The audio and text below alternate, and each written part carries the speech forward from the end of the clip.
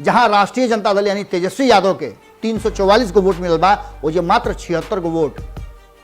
दहाई से तिहाई अंक में नहीं पहुंच पावल जनता दल यूनाइटेड। भारतीय जनता पार्टी के एक बार फिर से यह बात के एहसास और डर हो गई बा कि कहीं ऐसा ना होके कि वक्त के हिसाब से ये दोनों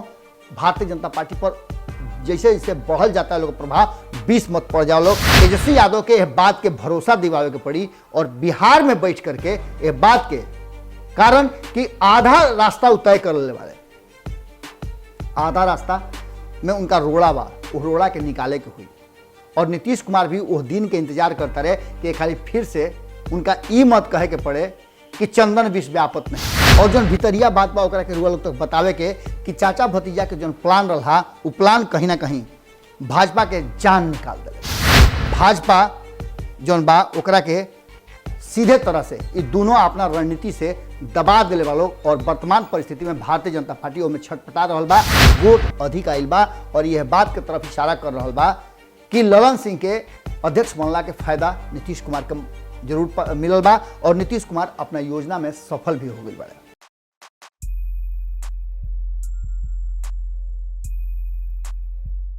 बिगड़ल बात बने नहीं,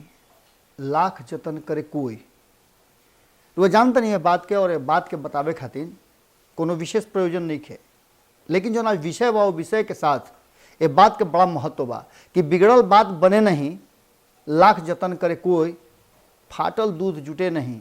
लाख मथे कोई। एकरा मतलब बा कि जो हमनी के व्यवहारिक जीवन में जानी ले जा बात के कि अगर रुआ केहू संगे दुश्मनी हो गई, केहू संगे अदावत हो गई तो ओकरा के जोड़ल बड़ा मुश्किल हो जाला। लेकिन सियासत में धारा अलग चलेला। सियासत में कब रुआ दोस्त बानी कब दुश्मन बानी ये कहल बड़ा मुश्किल हो जाला। कबो कब रुआ सुन ले हो कब कि सियासत में जब दुश्मन जब दोस्त बनेले और वो कट्टर दुश्मन जो एक दूसरा के देखते फायरिंग करे के तैयार हो जाले, चाहे मुँहे से हो करे के जरूरत पड़े, वो जब संगे आवेले तो का कहले रुआ पता बानू कि चंदन विष व्यापत नहीं, लिपटत रहत भुजंग। ये बात रुआ याद हुई। ये प्रसंग के अगर व्यवहारिक जीवन में रुआ लेके आई तो रुआ यह बात का स्वीकार भले मत करी, लेकिन सियासी लोग अपना खातिर रास्ता निकाल लेला। कबो सदन के अंदर में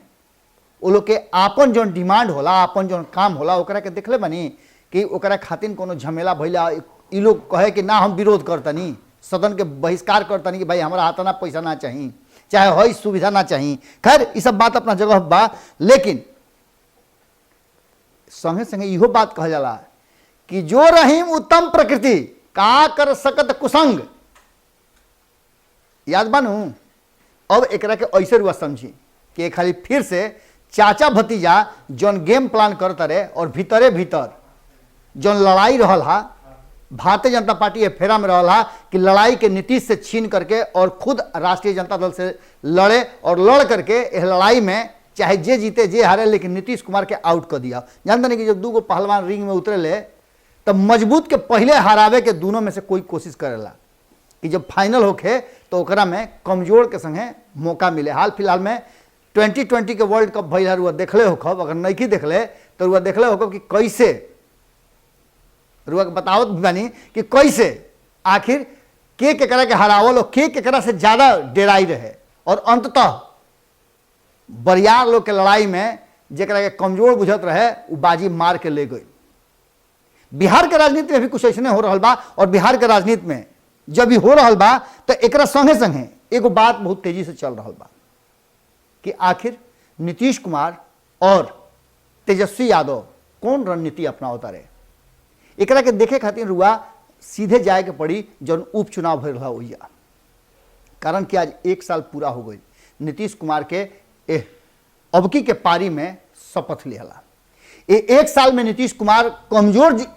जौन पैदा भइल रहा बच्चा वो आज पूरा मजबूत हो गई बा और ये बात के खूटा ठोक के दावा करता कि जेकरा लड़े के बा आके लड़ ल भीड़ ल। पहलवानी के हर दाव पे हम जान गई बानी। नीतीश कुमार 1 साल में अपना के कैसे संभरले, पार्टी के कैसे ठीक कैले और कैसे अपना के मजबूत कैले, ये बात रुआ से छुपल नहीं है। कारण छुपी भी कैसे रुआ लोग के बार बार बताते हैं। लेकिन वर्तमान स्थिति में भारतीय जनता पार्टी के कहीं ना कहीं सही गगरी पानी एक हाली नीतीश कुमार पटक दिले बाड़े। और ई जब चुनाव परिणाम में 2 सीट के उपचुनाव के आयल हा, ओकरा में खास करके तारापुर के बात करी, जहां ई पक्का मानल जात रहे कि तेजस्वी यादव के जीत हुई और टक्कर दूर दूर तक नहीं खे, ओकरा के टक्कर वाला बना करके तेजस्वी यादव जहां ई साबित कर दिले कि उनका में मादा बा, ओजे नीतीश कुमार भी भारतीय जनता पार्टी के लाख दावा के बावजूद जौन सामने से परिणाम आयल बा और परिणाम के विवेचना होता, ओकरा में साफ नजर आता कि भारतीय जनता पार्टी कहीं से भी आपन जौन ओकर वोट के विशेष क्षेत्र बतावल जात रहे कि भारतीय जनता पार्टी के प्रभाव वाला जौन क्षेत्र है, ओजो नीतीश कुमार के पटकनी पड़ गए। एकरा पीछे के कारण रुआ जानता नहीं कि अब के हाल के चुनाव में 2-3 गो बात बड़ा महत्वपूर्ण रहा है। पहला बात तो ये कि जो लगातार चर्चा होत रहे कि कहीं ना कहीं उपचुनाव सत्ता में बैठल पार्टी के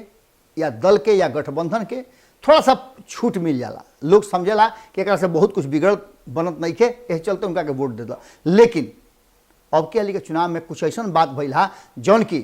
भारतीय जनता पार्टी के जब पूरा समीक्षा कैलस तो ओकरा गोड़ तक से जमीन खसक गई और तब वो अपना रणनीति में बदलाव कैलस। और बदलाव में अब के हाली फिर एक खाली चाचा भतीजा पर कैसे ये लोग लड़ा के चाहे ये लोग के पटके के कोशिश कल जाओ, ये भारतीय जनता पार्टी तैयारी करता। और यही विषय पर आज रुआ लोग के खूंटा ठोक पर चली सब है विश्लेषण करके और कोशिश करता नहीं समझावे के और जो भीतरिया बात बा ओकरा के रुआ लोग तक बतावे के कि चाचा भतीजा के जो प्लान रहा वो प्लान कहीं ना कहीं भाजपा के जान निकाल दिले बा। पूरी तरह से एकदम संतुष्ट भाजपा कि अब तक दाव हमारा हाथ में बा, एक बैकफुट पर चल गई बा और बिहार में ओकरे खाली फिर से स्थिति 0 के 0 होके जा रहा बा। तो आई सब है ये पूरे विषय पर हमनी के खूंटा ठोक पर विवेचना और विश्लेषण के दौर से गुजरी जा और बिहार के राजनीति में होके वाला छोट बड़ जौन घटना रहा ओकरा के जोड़ करके आखिर ये कैसे संभव भइल कि भारतीय जनता पार्टी इतना ज़्यादा सेकंड नंबर के पार्टी बनते हुए नीतीश कुमार के साथ रह करके जो हमेशा पीछे चलता रहा, आज वो अधिक सीट ला के भी मजबूर काहे बा। तो एकरा पीछे बहुत सारा कारण बा। बिहार और देश के राजनीति में अचानक से बदलाव हो रहा बा और ये बदलाव में एक बात तो पक्का नजर आ रहा बा कि कहीं ना कहीं यह देश में अब एक अलग तरह के धारा शुरू हो गई बा और जौना के कहल जात रहे कि जातीय आधारित छोटा छोटा दल हर दल अपन अपन स्थिति स्पष्ट कर ले बा और जातीय दल अलग हो गई बाड़े, अधिक हो गई बाड़े, उनकर प्रभाव बा। यह बात के पूरी तरह से ये उपचुनाव झुठला दिले रहा। हालांकि अपवाद होला लेकिन ओकरा बावजूद यह बात के बड़ा मजबूती के साथ कहल जा सकेला जौन आंकड़ा बा ओकरा अनुसार देखी तारापुर ऐसा क्षेत्र रहा जना क्षेत्र पर लगातार चाहे जौना पार्टी से होके लेकिन कुशवाहा बिरादरी से जे भी उम्मीदवार आवत रहा वो जीतत रहा। अब के लिए फिर वो परंपरा कायम हो गई और ये परंपरा के कायम होखे में कहल जात रहा कि शकुनी चौधरी, सम्राट चौधरी, भारतीय जनता पार्टी के बड़ा महत्व बा, बड़ी मजबूती के साथ वो अपन ओजा दावेदारी प्रस्तुत कैलस और नीतीश कुमार के जितावे में साथ दिलस। लेकिन ये सरासर गलत बा। जहां जहां शकुनी चौधरी, सम्राट चौधरी के प्रभाव रहा ओजा जनता दल यूनाइटेड के वोट कम आयल बा। ये आंकड़ा बता रहा बा। कुछ ऐसा उदाहरण हमरा लगे बा कि जना उदाहरण में अगर देखल जाओ तो मेवालाल चौधरी और उनकर पत्नी नीता चौधरी जो 3 टर्म से जीतत आवत रहा लोग, वो क्षेत्र में भी जौन की उनकर गांव बताओ जाला, उनकर मजबूत पकड़ बताओ जाला, ओहिजो स्थिति ठीक नहीं खे। ओहिजो जौन स्थिति बा ओजा देखल जाओ तो कहीं ना कहीं जौन स्थिति बा वो स्थिति में कई गो ऐसा 4-5 गो गांव जौन बा ओकरा में यह बात से पता चलत रुए कि मेवालाल चौधरी के ओजा प्रभाव रहे। लेकिन मेवालाल चौधरी और नीता चौधरी के बाद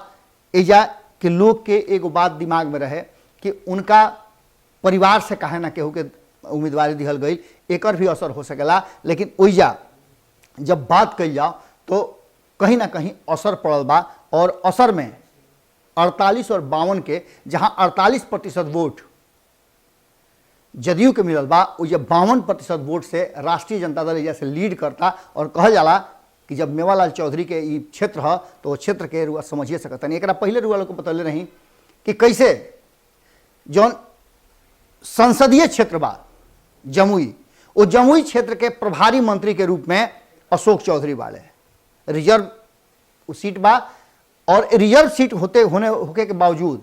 एकरा पर बड़ा मजबूत पकड़ जौन बा और नजर कहीं ना कहीं नीतीश कुमार के रहा। नीतीश कुमार एक तरफ जहां चिराग पासवान के डैमेज करे, चिराग पासवान के संकुचित करे के प्रयास में लागल रहा है, उनकर प्रभाव कम करे के फेर में लागल रहा है, ओजे उनका रडार पर कहीं ना कहीं तेजस्वी यादव भी रहे हैं। लेकिन अबकी के चुनाव में बहुत कुछ बदलल। सम्राट चौधरी और संगे संगे उनकर भाई राकेश चौधरी जो हाल फिलहाल में जदयू ज्वाइन कैले है, उनकर प्रभाव रहते हुए वो अपना प्रभाव को या ना जमा पाओ लोग। जबकि इरुआ पता बा कि शकुनी चौधरी लगभग 6 टर्म वजह से जब रिजर्व सीट ना रहे तब वजह विधायक रहल बड़े, वजह से जीतत आइल बड़े। एकरा बावजूद भी स्थिति ना बदलल। एक बात और वजह समझ में आई कि भारतीय जनता पार्टी के प्रभाव वाला जो क्षेत्र रहा, जहां वैश्य वोटर रहे हा, वैसन कुछ वोट के जो बूथ बा ओकर आंकड़ा जहां आइल बा, ओकरा में कहल जा रहा बा कि जहाँ वैश्य वोटर और खास करके हिंदुत्व के जो एजेंडा बा भारतीय जनता पार्टी के, ओकरा के मजबूती से एक्सिक्यूट करे वाला लोग बड़े वो जब भारतीय जनता पार्टी के प्रभाव रहल बा, अब तक ओकर बेहतर वजह से रिजल्ट परिणाम होता। वजह राष्ट्रीय जनता दल कहीं ना कहीं जदयू पर भारी पड़ल बा और वोट के अंतर भी बड़ी भारी बा। ये बात बता रहल बा कि अब पारंपरिक वोटिंग, और अगर कह देता नहीं रुआ के रुआ फलना जाति के पार्टी है और उ जाति के लोग रुआ के वोट देवे करी, तो रुआ शायद गफलत में बानी। स्थिति बदल रहा बा और परिवर्तन के तरफ लोग जा रहा बा। एकरा आंकड़ा के अनुसार से बूथ नंबर 50 जौन बा ओजा राष्ट्रीय जनता दल के जहां वोट मिलल बड़ुए 458 गो, माने 450 से ऊपर, ओजे मात्र 44 गो वोट जदयू के मिलना। और ऐसा जगह पर जहां कहल जाला कि भारतीय जनता पार्टी के विशेष प्रभाव बा, एकरा पीछे के भी बहुत सारा कारण बा, उहो रुआ के बताओ तनी। लेकिन यह बात की तरफ इशारा करता कि भारतीय जनता पार्टी वोट के जदयू की तरफ ट्रांसफर यानी नीतीश कुमार में ट्रांसफर करे में कहीं ना कहीं फेल हो गया और नीतीश कुमार ये सारा आंकड़ा के लेकर के मुट्ठी में बंद कर ले बड़े। और यह कारण बा कि भारतीय जनता पार्टी के छटपटाहट बढ़ल बा। दूसरा का तरफ वोट नंबर 51 में भी जहां राष्ट्रीय जनता दल यानी तेजस्वी यादव के 344 को वोट मिलल बा, वो जो मात्र 76 को वोट, दहाई से तिहाई अंक में नहीं पहुंच पाओ जनता दल यूनाइटेड। और यह पूरे कहल जाला एजा कैंप कर दले है, जहां एक तरफ सुमित सिंह माफ करब सम्राट चौधरी, ओइए उनका पिताजी से भी जाके मिल रहन, रुआ पता बा कि उपेंद्र कुशवाहा, और मिल करके उनका से कहले रहन कि लोग से अपील करस और वोट के ट्रांसफर करवास। लेकिन ऐसा संभव ना भइल। वही अगर बात कर बूथ नंबर 52 के, तो 52 में भी 311 गो वोट जहां तेजस्वी यादव को मिलबा, ये मात्र 103 एजा तिहाई अंक में प्रवेश जरूर कैले बाड़े, लेकिन बहुत नॉमिनल मार्जिन से मात्र 103 गो वोट आइल बा और वोट के अंतर 200 से ऊपर बा। एक मतलब हुआ समझ ली कि कहीं ना कहीं एक बात तो तय नजर आ रहा बा कि जौन स्थिति बा उ जस्ट उल्टा बा। वही एक बात और बा कि जौन MY समीकरण वाला कुछ सीट रहा, कुछ बूथ रहा, वो बूथ पर तेजस्वी यादव के भी झटका लागल बा। ऐसा बात नहीं है। तेजस्वी यादव के बूथ नंबर 48 और बूथ नंबर 88 पर जबरदस्त झटका लागल बा। और ये झटका कहीं ना कहीं यह बात की तरफ इशारा करता कि अब के आली वोटर कुछ और सोच करके वोट दिले रहा। और एकरा में हालांकि कुछ ऐसा उदाहरण बा, लेकिन अधिकांश में तेजस्वी यादव वोटर के जब लालू प्रसाद के ले करके अइले, और जना के परिणाम भी देखे के मिलल कि लालू प्रसाद के अइला के बाद असर जरूर पड़ रहे। यादव वोटर जौन की एने उन्हें छटकल रहन, कुछ भारतीय जनता पार्टी में, कुछ नीतीश कुमार के विशेष प्रभाव में या नीतीश कुमार के साथे रहला के चलते जौन एने उन्हें छटकल रहन, या फिर यादव उम्मीदवार ना खड़ा कैला से जौन खिसियाई रहन, उस सब लोग नीतीश कुमार के हरावे खातिर और लालू प्रसाद के बात रखे खातिर अचानक से 2 दिन के अंदर में अपन मत बदलल और कुछ क्षेत्र में आरजेडी के एक तरफा वोट पड़ल बा, ऐसे रुआ इनकार ना कर सकिले। और ये शायद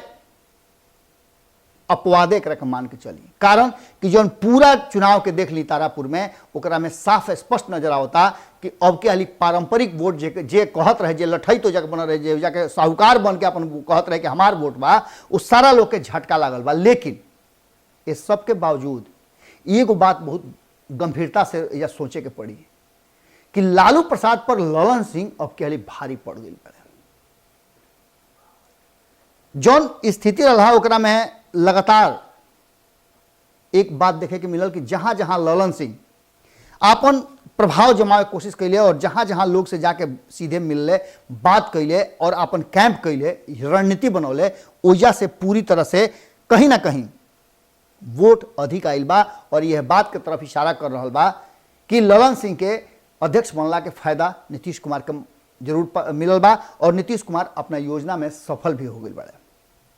ललन सिंह के ही रणनीति रहे कि जौन सवर्ण वोट के खान रहे, गढ़ रहे, वो या भले ही बहुत कुछ ना कर पहिले, लेकिन इतना कर पहिले कि जौन उनकर 2000-2500 वोट से जौन जीत के आइल बा तारापुर में जदयू, ओकर असर जरूर पैदा कैले ललन सिंह और उनकर रणनीति। जौन सवर्ण बहुल क्षेत्र है ओकरा में अपन दू गो सांसद के लगातार कैंप करल बड़े, चंदेश्वर प्रसाद चंद्रवंशी और आलोक सुमन, ये 2 आदमी मिल करके लगातार कैंप कैलस। और खास करके जौन क्षेत्र कहल जात रहे कि समीर कुमार सिंह जौन की कार्यकारी अध्यक्ष वाले कांग्रेस, उनकर क्षेत्र है, उनकर प्रभाव भी हो जा रहा है, वो क्षेत्र में बेहतर परिणाम लेकर के आयल बड़े। वही राष्ट्रीय जनता दल भी पीछे ना हट रहे। और राष्ट्रीय जनता दल में रुआ सुन ले कि संपादक नमन मिश्रा जी यह बात के कहले रहन कि अगर राष्ट्रीय जनता दल के सवर्ण जो नेता बाड़े, खास करके राजपूत बिरादरी से, अगर वो जम करके और पूरा मनोयोग से कैंप कैले रहते और जना तरीका से नीतीश कुमार ललन सिंह कैंप करवौले, वो तरीका से अगर कैले रहते तो निश्चित रूप से परिणाम बदल भी सकत रहे। कारण कि लवली आनंद और चेतन आनंद के छोड़ करके चला आना और वो लोग के कितना वो लोग वोट कन्वर्ट करा सकला, ट्रांसफर करा सकला और कितना लोग उनका भरोसा कर सकला, इहो बात रुआ सोचे और समझे के पड़ी। अब यह बात के लेकर के राजपूत समाज एक तरफा अगर नीतीश कुमार के वोट देता तो कहीं ना कहीं स्ट्रेटेजिकल कहल जाए या फिर नीतिगत जो बा वो निर्णय तेजस्वी यादव के एजा असफल रहल बा। लेकिन ओकरा बावजूद भी तेजस्वी यादव अपना दम पर कहीं ना कहीं जो लड़ाई नीतीश कुमार से लड़ले ओकरा के रुआ कमजोर ना कह सकीले। और यह भारतीय जनता पार्टी के डर के कारण नजर आवता। भारतीय जनता पार्टी के एक बार फिर से यह बात के एहसास और डर हो गई बा कि कहीं ऐसा ना होके कि वक्त के हिसाब से ये दोनों भारतीय जनता पार्टी पर जैसे जैसे बढ़ल जाता है लोग प्रभाव 20 मत पड़ जाओ लोग। और एक खातिर लगातार भारतीय जनता पार्टी अपना रणनीति और नीति में परिवर्तन करता और यह नीति रणनीति में परिवर्तन के कारण वह सीधे नजर आवत हुई कि उत्तर प्रदेश में अब तक जो भारतीय जनता पार्टी नीतीश कुमार से कोई संबंध ना रखल चाहत रहे, वो अब संबंध रखे के कोशिश करता। दूसर का तरफ हुआ देखें कि जब जब विपक्ष कोनो मुद्दा के लेकर के भारतीय जनता पार्टी यह बात के इंतजार में रहता कि कब विपक्ष नीतीश कुमार पर हमला करता और कब ओकरा हाथ में मौका मिलता नीतीश कुमार के बैकफुट पर ले जाए खातिर। शराबबंदी के मुद्दा पर रुआ याद हो कि 2016 में जब शराबबंदी लागू भई रहे तो हालांकि लालू प्रसाद यादव घड़ी यह बात खातिर पूरी तरह से पूरा मन से तैयार ना रहन। शराबबंदी लागू कैला पर का घाटा हुई एकरा पर सोचे खातिर कई हाली नीतीश कुमार से निहोरा कैले रहन। लेकिन नीतीश कुमार जो ठान लेवेले तो ठान लेवेले और शराबबंदी लागू कैले। एकरा बाद शराबबंदी के घड़ी विरोध भारतीय जनता पार्टी कैले रहे। ये बात से रुआ इनकार ना कर सकले। आज भारतीय जनता पार्टी भले ही और ओकरा मन से बात के सामने भी नजर आ जाता जब जब शराबबंदी के लेकर के कोनो तरह के विवाद पैदा होता या फिर विपक्ष के हमला होता तो नीतीश कुमार के सीधा सवाल बा कि का शराबबंदी खत्म कर दिया, का फिर से बिहार में शराब बेचल जाओ। ये बात के जवाब देवे खातिर कोई तैयार नहीं है। कारण कि जानता कि नीतीश कुमार के अगर शराबबंदी करे खातिर, शराबबंदी के वापस लेवे खातिर, एक शराब शुरू करे खातिर बिहार में अगर कोई भी कहता तो ओकर प्रभाव उनका पार्टी पर, उनका वोट बैंक पर गलत पड़ी। नीतीश कुमार के लगे इस सबसे बड़ा ट्रम्प कार्ड बा। नीतीश कुमार एक से कोई समझौता करे खातिर तैयार नहीं खन। ये बात अब भारतीय जनता पार्टी के समझे के पड़ी और शायद समझ भी गई बा, लेकिन ओकरा बावजूद भी यह बात के एहसास हो रहा बा कि विपक्ष जब हमला करते रहे तो नीतीश कुमार एक पर कोई फैसला हार थाक के या परेशान होकर के ले लेकिन नीतीश कुमार ऐसा करे वाला नहीं खन। एक साथ साथ एक बात तो तय नजर आता है कि मुस्लिम होके, यादव होके, सवर्ण होके, वैश्य होके, पिछड़ा होके या फिर दलित होके या सवर्ण होके, कोई भी वर्ग के अगर आज के डेट में कोई कहता कि हम ओकर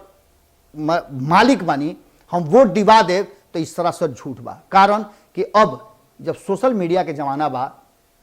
क्रांति, सोशल क्रांति हो शुरू हो गई बा, ओकरा में रुआ ई चाहब कि अगर कोई के रुआ अपना बस में कली तो इस संभव नहीं है। ये 2 सीट पर उपचुनाव कहीं ना कहीं एक बात के तरफ इशारा जरूर कैल सा कि अब कोई भी जाति, कोई भी बिरादरी के लोग केहू के बंधन में नहीं है। हाँ, ये बात जरूर लोग सोचे लागल बा कि फायदा और घाटा, आम जनता के फायदा कौन में बा और घाटा कौन में बा, बेसी घाटा केकरा से बा और कम घाटा केकरा से बा, एकर आकलन लोग करे लागल बा। जहां एक तरफ 16 साल से नीतीश कुमार बाड़े, मजबूरी के नेता भले ही रुआ कहली, लेकिन नीतीश कुमार के विकल्प अभी तक कोई नजर नहीं के आवत। स्पष्ट तरीका से रुआ समझ ली कि तेजस्वी यादव विकल्प जरूर बाड़े, लेकिन भरोसेमंद विकल्प नहीं खन। उनका के ट्राई कैल भी जनता नहीं के, यह चलते लोग के भरोसा पूरा नहीं के जमत और एकरे फायदा नीतीश कुमार के मिल रहा बा। तेजस्वी यादव के यह बात के भरोसा दिवावे के पड़ी और बिहार में बैठ करके यह बात के कारण कि आधा रास्ता तय कर ले वाले, आधा रास्ता में उनका रोड़ा बा, वो रोड़ा के निकाले के हुई। और नीतीश कुमार भी वो दिन के इंतजार करता रहे कि खाली फिर से उनका ई मत कहे के पड़े कि चंदन विष व्यापत नहीं। अगर ऐसा कहे के पड़ी तो नीतीश कुमार दल बदले खातिर या फिर पाला बदले खातिर तैयार नहीं खन। ऐसा स्थिति में बिहार एक अलग दिशा में जा सकेला, लेकिन वर्तमान परिस्थिति में जौन रणनीति नीतीश कुमार बनावता रहे और ऊपर काम करता रहे, एक्सिक्यूट करता रहे, और जौन रणनीति तेजस्वी यादव बनावता रहे ओकरा पर अपन आगे बढ़ रहा बाड़े, ये दोनों के रणनीति कहीं ना कहीं भारतीय जनता पार्टी के मंसूबा पर पानी फेर रहा बा और भारतीय जनता पार्टी के आवे वाला कई चुनाव जीते खातिर ये दोनों के रणनीति, कारण कि बिहार से होते हुए जब राजनीति के बयार हवा जब देश के अलग अलग कोना में जाला तो ओकर प्रभाव पड़ेला और भारतीय जनता पार्टी ये बात के जाना था। बिहार से यही से नीतीश कुमार के पीछे पीछे चले खातिर मजबूर भारतीय जनता पार्टी अब आगे का एक्शन लेता, ये बहुत बड़ा बात बा। लेकिन इतना तो तय बा कि कहीं ना कहीं भाजपा जौन बा ओकरा के सीधे तरह से ये दोनों अपना रणनीति से दबा दिले वालों और वर्तमान परिस्थिति में भारतीय जनता पार्टी में छटपटा रहा बा। अब देखे वाला बात हुई कि भारतीय जनता पार्टी बिहार नेतृत्व और केंद्रीय नेतृत्व के बीच में सामंजस्य बिठा करके आगे का कल जा सकला। ऐसे कि रणनीतिक रूप से जहां नीतीश कुमार भी पूरी तरह से तैयार बढ़े, वही तेजस्वी यादव भी कम नहीं खन। तेजस्वी यादव भी रणनीति में कभी भी कोई भी बड़ा झटका दे सकेले और बड़ा चीज दिखा करके बिहार के राजनीति में परिवर्तन ला सकले, एकरा से इनकार हुआ ना कर सकेले। आज के खूटा ठोक पर हुआ लोग से एजे विराम ले, फिर कल भेंट हुई और भेंट भइला के बाद बिहार में बहुत कुछ बदलाव के साथ नया सुबह होके ये आशा में रुआ लोग के विचार कमेंट बॉक्स में आवे, एकरा खातिर निहोरा करतनी। साथ ही रुआ लोग से एगो और निहोरा करतनी कि रुआ भोजपुरी भाषा भाषी बानी या अन्य कोई भी क्षेत्रीय भाषा से रुआ जुड़ल बानी, मगही, मैथिली, बज्जिका, अंगिका, आई सभे मंच पर रुआ लोग का स्वागत हम करब और अपना भाषा में खबर से ले जुड़ल या फिर और भी कोई जानकारी होके, कोई भी बात गावल बजावल लिखल पढ़ल जौन रुआ चाहतानी, आई सभे अपना भाषा के विकास खातिर प्रयास करी, सभे लोग से जुड़ी, सभे गोड़ लागत।